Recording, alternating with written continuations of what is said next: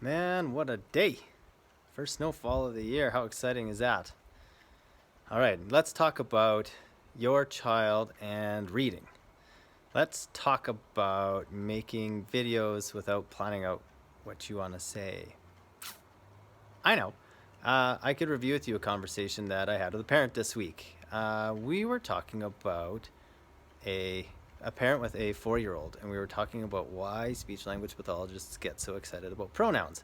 So a lot of kids have difficulty learning the pronouns and how pronouns function in English.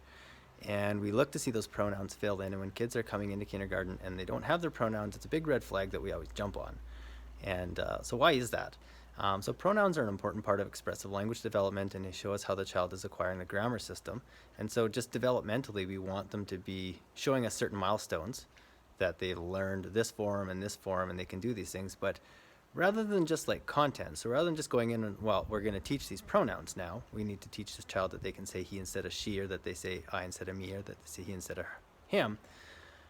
Rather than teaching the content of that, what it tells us about the process about the child's brain is that this child does not have a brain that's really geared for statistical learning around language. And so we see that in language, there are linguistic constraints around which pronoun we're going to use. So we have gender constraints, like is it a boy or a girl, is it he or she?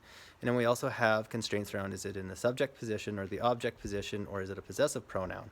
And we expect children's brains to be really good at this pattern recognition and to recognize, okay, when it's in the subject position and the person is doing the action and they're a boy, we use he. When they're in the object position and the action's being done to them, we use the form him. And when we see a brain that is not acquiring these patterns and is not geared for statistical learning, that is a red flag for us, because we need that same statistical learning and pattern recognition in learning literacy. So I've talked about this a little bit before if you've seen other blogs or videos, but basically there are patterns and there are rules, and there are exceptions to those patterns and rules that govern how letter patterns go with sounds. And the brain gets really good at recognizing these and acquiring these without them really having to be explicitly taught.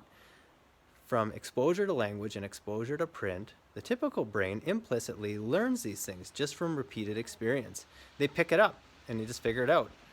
So that's what we expect kids to be able to do with things like pronoun, and then later on with reading, writing, and spelling. And when they can't, we get kind of interested because we start to predict that there's going to be some difficulties with things beyond just pronouns. So that'll be what I'm writing about in my blog. I invite you over to the website at speak2read.ca to check out this topic as well as some others of concern in childhood reading and language development. Thanks. Stay warm.